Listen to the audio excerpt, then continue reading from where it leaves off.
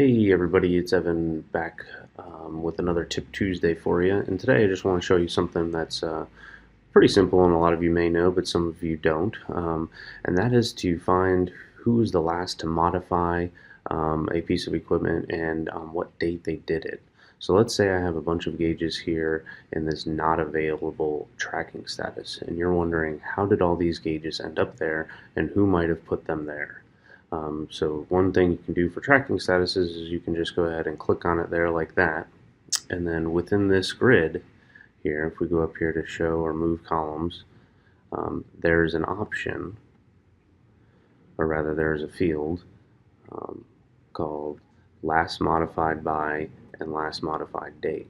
So if we go ahead and add those in here and hit select again and go all the way over where it adds it, you'll see here there's a last modified by and a last modified date.